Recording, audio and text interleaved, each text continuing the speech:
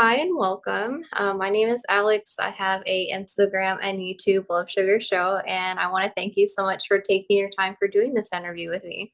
Thank you for doing it. Yeah, of course. So the first question that I ask anyone that I interview is, how's everything going? Oh, good. I have maybe a different life from a lot of people that you might interview. Currently, I take care of my dad. He's 81 years old. He's got dementia and some other chronic health conditions, and Hmm. primary caregiver. So, in addition to playing guitar and singing about the Black Plague and what have you, I also do a lot of just regular hands-on physical care stuff. Pardon me.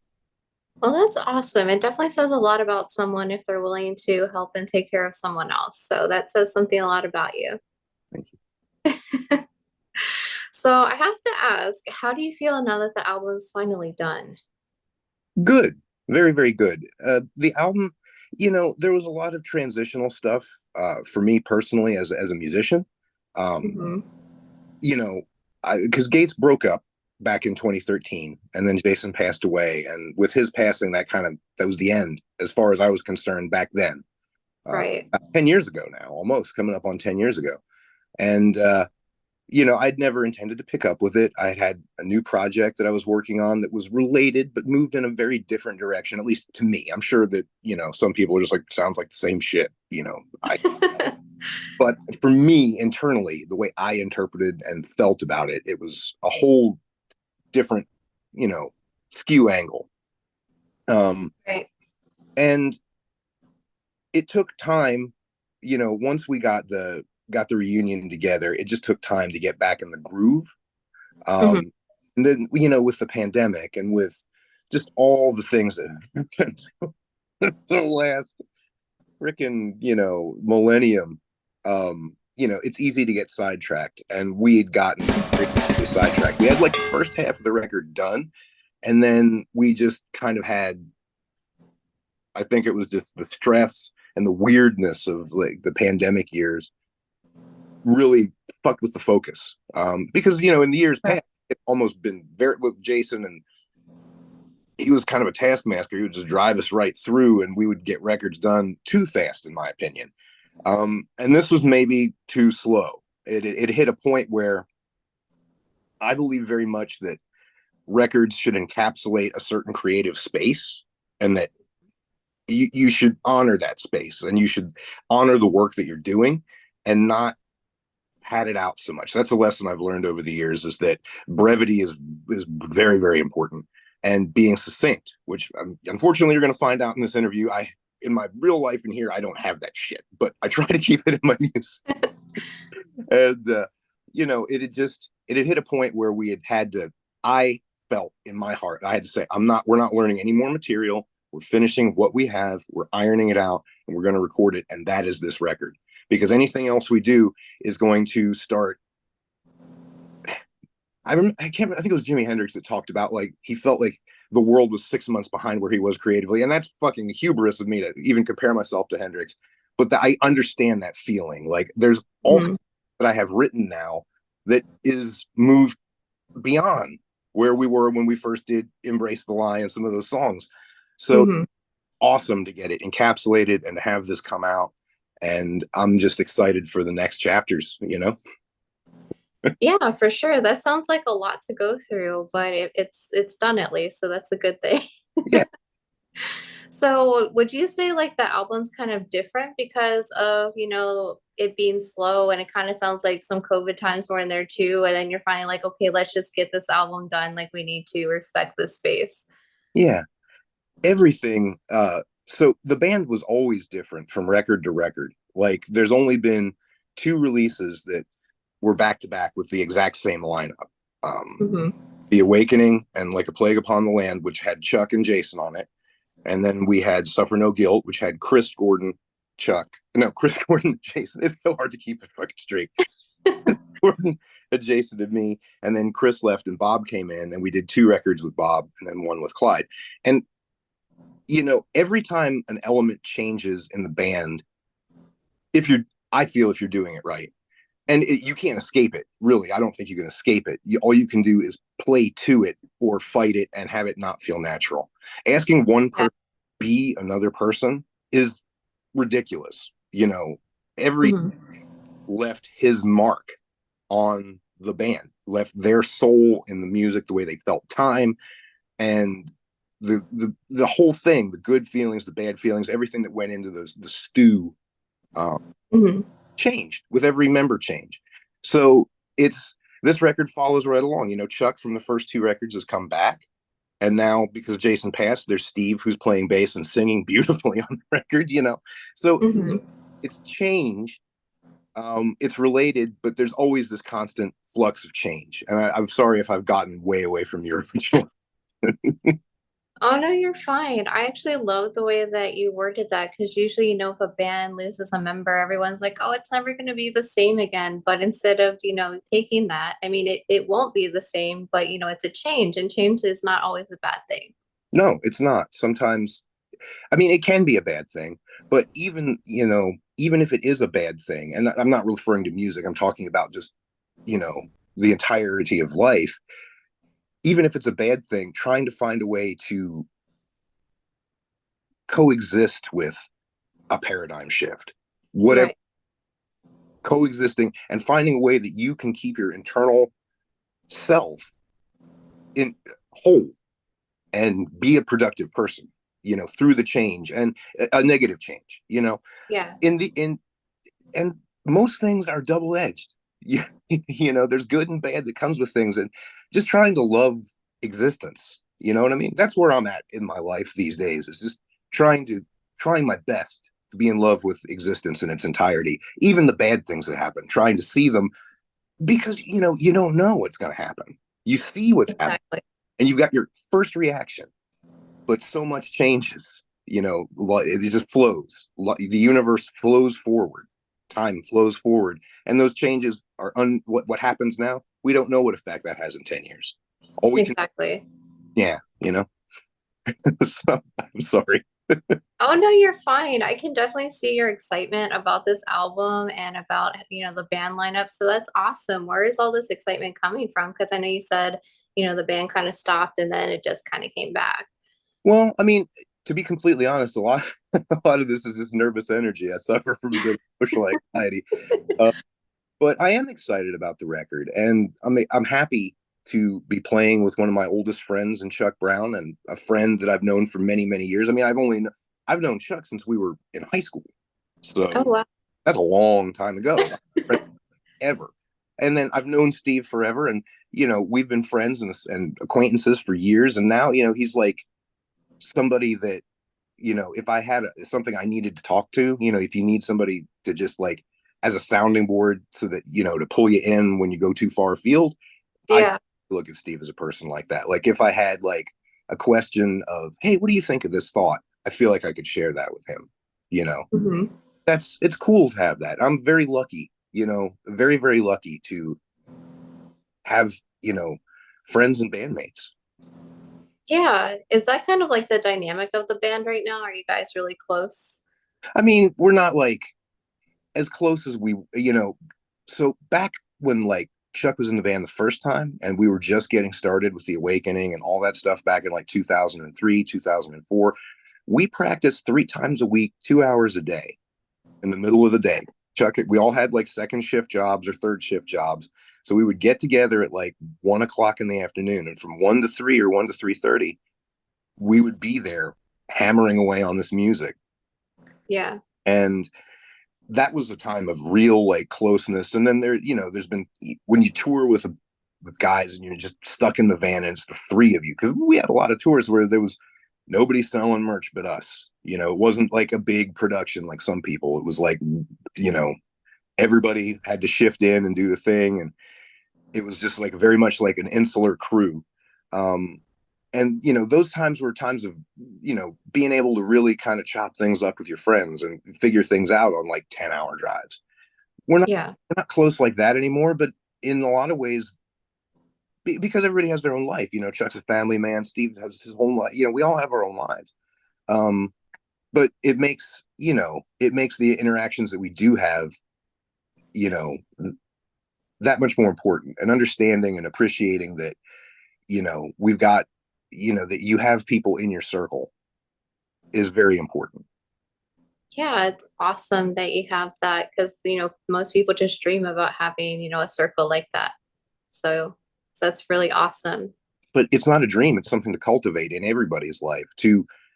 I think, and it really comes from just seeing individuals. That's a huge thing I'm on right now, is trying to, I think everybody, there's so much talk in the world of being seen and all this stuff. And I really feel like the real root, the solution is for everyone in the world to start to really, when you interact with a person, try to really find out who that person is and what that person's about, and look for your analog in that person to develop that relationship. And that's where the circle comes from, you know, Mhm. is from that moment where you like see you get another person and that person gets you, and there you can build a world, you can build that circle. And I've been lucky enough to have it a few times in my life. Well, that's awesome. And I know we've been talking about like some deep stuff here. Is there any of this in the album? Like, are there any themes that we'll see around this? Not really, no. See, Gates of Slumber is a band that sings about things and always did. It was Mhm. part of like the charter. I'm a big believer in rules on a project. Like, you set out and you have like, all right, this is the way that things are and this is what we're doing. You have to have some kind of organization, I think, to do something. Mhm. And one of the tenets of the band was always to try and make it something that, if you sing about, just to make it about things that people would be interested in. So, I talk about this deep stuff a lot because it's just what's on my mind. But when it relates to the music, it's like I try to make it something that people can escape with, you Mhm. to make catharsis, like a heavy riff or a song about like a werewolf or something ridiculous like that everybody knows is fake. But I hope for a minute it gives people a chance to pause the complex and annoying and just ugly realities that we have, and sort of step into like a horror movie or a fantasy book or something like that, just in a little bite-sized, like, hopefully enjoyable song. Yeah. So kind of like a mini vacation from the Yeah, reality of life. exactly. And that's, I think, you know like when you go to a concert or you're listening to a record and you're really there and you just allow it to transport yourself, you can go and enter that other place, and it's over, and you Mhm. can go back and visit it until you're sick of it. It's and that's what I try to make Gates of Slumber music, is a chance for people to step away from themselves. And if somebody pulls something out of it, good, but I want that to be something that anybody can pull out of it. Right. Anybody can have their own interpretation. I'm not here to tell anybody what to think or how to feel. I have my opinions that, you know I but I'm not here to lecture anybody. Yeah, I think that's awesome. I think, a lot of people, I've seen people even fight about the meanings of a song and they're like, well, let us ask the artist and settle this. But Yeah, and my answer is, it's whatever you want it to be. It's whatever you need it to be. That's what art is. I mean, see, some things have an explicit meaning, but I think that something that just moves an emotion, particularly music, because I believe that music is a nonverbal auditory language that Mhm. anybody can understand. Anybody anywhere in the world, you know, can get the feeling behind what you're doing. And maybe they have to relate to it through their own lens. But that's Yeah, the beauty of it. It's their lens. It's something that a person can do, that other people can share in, across time and culture, forever, so long as it's around. exactly. And you don't even have to speak the same language. Like songs are universal. I love that. Yeah. So was there a hard song that is on the album that was hard to create? Oh God, they all are. They all are. Like, um, for me, it was difficult to move from what I had done in the band that was between the epochs of Gates of Slumber, called Wretch, which mostly dealt with my internal life, emotions, and like the way I felt and dealt with the death of my best friend. It's been tough. Like, Yeah. like I lost an entire circle to drugs. Like I lost all those guys. Like there's memories that I have that, you know, no one else, I have them. I'm the person that remembers it. Everybody else is gone. So that's a very unmoored and like loose feeling that you get. Um, but God, I lost the thread. Sorry. What was the question again? Oh no, you're fine. I'm sorry to hear about your best friend. That's always really hard. Well, that was everybody in the band. You know, Yeah. Jason died, and then Clyde died, and then Bob died. And those three guys were like, that was that was my rhythm section. You know, those were my brothers, and Yeah. you know and we all had made horrible choices and done ridiculous things that, you know, unfortunately it caused that. Um, but like sh- dealing with that was like what I put in Wretch. And then I'm kind of picking the thread up, going Yeah. back to like your question, like shifting to writing not so much about my internal feelings and those sorts of things, and shifting it back into here we have like, you know, the movie The Fog, or, you know, the Black Plague, or whatever, these events or things, happenings. That was tough. It was tough to change that. And then also because, you know, Chuck wrote the music for the first track on either, you know, side of the record. Like Embrace the Lie, he wrote that music. At Dawn, he wrote that music. Steve wrote and did everything, thankfully, on We Are Perdition. You know, that he wrote all that. He sings it, the majority of it, which is cool because it's nice for me just to play guitar and to see a new chapter develop where there's like, hey, you know, now there's not only backing vocals, but there's a vocalist who's far better than me, who's like doing and bringing new things to the table creatively. Um, but you know, when you have to write lyrics to somebody else's song, somebody else's music, and you have to try to find something and then fit it to it, that can be tough. It can be really tough to do. It's all hard work, really. Yeah. But it's good. It's fun work and it's cathartic work, and and it's very satisfying when you get it all together and you finally hear the finished product and you're like, yep, that's what we wanted. Yeah. So it kind of sounds like just like the whole album was just kind of hard to get through. There wasn't any particular song. No, not really. I mean, maybe um, the Fog was tough because that was possibly the least arranged. Like, you know, Chuck brought Embrace the Lion pretty much totally. Steve brought Hmm. We Are Perdition pretty much totally in. I had Full Moon Fever was 99% done. At Dawn was 99% done. And The Plague, that song has actually been a skeleton since like 1998. Oh wow. It just, the Fog though was three riffs that we just kind of jammed on, and like we had been jamming the riffs and trying different arrangements and trying to jam it out, but it just wasn't, without the words it was just going to be difficult. So I, you know, basically just kind of played the riffs and just sort of tried to imagine what, like the soundtrack of a movie.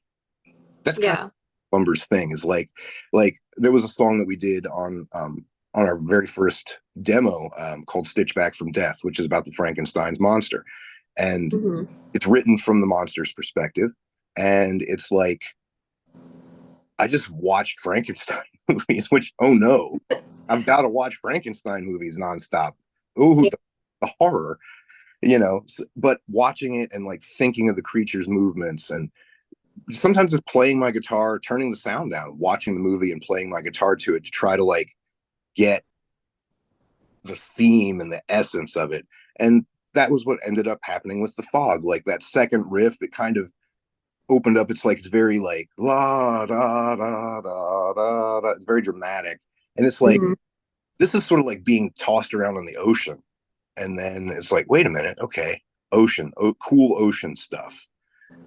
And then it's The Fog. Okay, well that's it's a ghost story about, you know, if you've never seen the movie, it's fucking my favorite horror movie. Like, Yeah. you know, it's about the betrayal. They betrayed some lepers who were just wanting to have a place to live, and they stole their money and abandoned them, left them to die at sea. But they came back, and it's written from their perspective. It's like, okay, we've got the big dramatic, the oceans toss them and they've smashed on the beach, but now we come forward to, the time and place the movie happens, and it's told from the perspective of Captain Blake. Well, that's awesome. Yeah. Would you say that's like your favorite song on the album? uh, I love them all. I love that one a lot because it was fun to get into that whole perspective, because that's really a cool perspective, like a zombified ghost of a or come back 100 years later to For uh, sure. to get his gold back. And it was just cool. It's cool to do that. And the middle riff of that song is one of my favorite things. Like, I'm a huge fan of Penance, and they're I don't know if you're even familiar with Penance, but they're an older, like, Pennsylvania, Pittsburgh based doom band that, when I was first, like, writing and playing, we got a chance to play with them, and Yeah. Spirit Caravan back in like 95, 96. And I got to, meet, Terry Weston, Mike Smales. And it's like, wow, these guys are, this is cool. These guys are, kind of underground legends to me. And their records are a big influence. So I was like, when it came to the solo riff and like the changeling, we always used to call it the changeling riff, like, where it goes through, you've got like the cycle, and then I guess they call it a middle eight or whatever. Mhm. But it's the part that, changes the song, enables a guitar solo to happen if you're going to have one, and then you come back in to finish the tune. And I very much was like, what would Penance do? Like, I need a riff that is just bastard heavy. And I think I did a pretty good job of honoring their legacy. And I even copped lines from one of their songs, which kind of always, like, when I heard that back in the day, I was like, that kind of reminds me of the fog. Yeah. Like, cool. So I kind of lovingly borrowed that, and the whole song is dedicated to them as just an influence. Well, that's awesome. Hopefully they get to listen to it and they're like, "Yes, this is awesome. This is about us." Woo. That would that's what I hope. That's what I hope, is I hope that they're flattered, and they realize that they meant a lot to me and still do. Yeah. Is there a reason that you went with a self-titled album versus creating, I guess, like an album name? Yeah, and it's the same reason why the cover's all black. Um, with so many, yeah, lineup changes, various, like the Mark 1, Mark 2, Mark 3, Mark 3.1, all this with all these constant changes, and then such a long stretch of time between releases, between activity, and Yeah. it felt like, yeah, this is it's like hitting the reset button. Like, you don't you're everything's the same, it's just kind of in a way starting over. And that's not to say that we're going to abandon our previous releases. We're actually going to bring those songs back in the future. um, and who knows, there's tons of stuff we could do with them. We're not abandoning it, but we're definitely, like, it's a hard reset. And just like Yeah. it sets everything up, I think. Yeah, that's actually a really good way to do it, honestly. Like that's really awesome. So I have to ask, are there any fun stories that you can share with us that happened during the recording process or the creation of the album? um yeah, so on Full Moon Fever, um the transitional riff there, and it's the riff that leads you from theme verse, that it's, the first half of the song, it's the journey. And essentially that song, it's a very cinematic song. It originally started, just kind of a rockin' riff, and then it had this, like, caveman riff, and then a more Mhm. melodic part that was kind of how it originally was arranged. And the first set of lyrics for it was kind of more like trying to be like Motorheadish. You know how Lemmy always would have like a tongue-in-cheek kind of humorous thing, and it was about, like, a werewolf chasing your car and stuff like that, and being. But as it got closer and closer to recording, I was just dissatisfied with it. I was just like, one of the problems I think, is that people don't play stuff straight. They don't Yeah. take it seriously, and I was like, it's cheesy. It's opening yourself up to criticism, and it's opening yourself up to mockery if you if you don't, if you don't make it a joke. And I was just like, Yeah. fuck it, man. I'm almost 50 years old. I don't. It's like, go ahead and make fun of me. I'm here to make fun of. I'm going to write words about a werewolf, a person who is a werewolf, who looks forward to it. In this, because if you look at like the Middle Ages and stuff like that, like, werewolves may have been like the first serial killers, but it was described as a werewolf because it's like that was how people were able to conceptualize what was going on. Why would this person hunt other people? Maybe, Yeah. I don't know. Just amusing. Um, so it's like this person, he's in love with the fact that he's a wolf and he's looking forward to the shift. And we were going to do this thing like, because it has the breakdown, and we were going to put like samples, like kind of like a 90s record, um, Yeah. like various werewolf movies. And that was a case of like, oh, like the Frankenstein song before was like, oh no, I have to watch all the werewolf movies I love. Darn. But then it came right down to it, and we were like, we didn't want to run over time. We were trying to be efficient, with all the things that are in my life and Chuck's life and everything. Even the recording, we had to be, the economy of time was important. So we just opted, rather than finding the samples, there was like, we're like, well, what are we going to do? And I was just like, all right, I'm just going to go in there and turn into a werewolf for you guys, play the stuff, and I'm just going to try to act like a vocal act, like I'm turning into a werewolf. And it was fun. That was, and, Yeah. if you haven't heard the song, you could listen to it. And we just laughed about some of the stuff because some of the choices I made were maybe not the best, but I think they worked to the whole effect of the song. I think it worked out on multiple levels. Like if you want to take it seriously, I think I did a pretty good job. If you want to make fun of it, yeah, it sounds like I'm having problems. Well, that's awesome. Thanks for sharing that with me. I do have one last question for you here. For anyone who is previous fans, anyone interested in listening to the new album, is there any message you'd like to give to them? Thank you. Thank you so much that you give a shit still after all this time. And with my life being what it is right now, live shows just aren't really in the cards. Like that will change, unfortunately. If I can say that, it will change. My life will change. And we'll come back if you guys give a shit still. We have tons of music that we want to record and stuff that we want to put out that we're going to continue to work on if we're able to. And one day we'll come back to the stage, and I really hope to see you guys there, guys and ladies, people, everybody. I just, you know, I'm thankful that anybody remembers the stuff that we did, the music that we made back then, and that anybody really gives a shit. And that means the world to me. Well, thank you for that. I'm sure fans have a lot to look forward to. For anyone else who is interested, the self-titled album, The Gates of Slumber, does come out on the 29th, and I'll leave a link under the video so you can pre-order it or order it if it's already out. Yeah, But I want to thank you so much for taking your time for doing this interview, and it's been a pleasure. it's been a pleasure here too, Alex. Thank you so much. No problem. You take care. Like All right. Bye.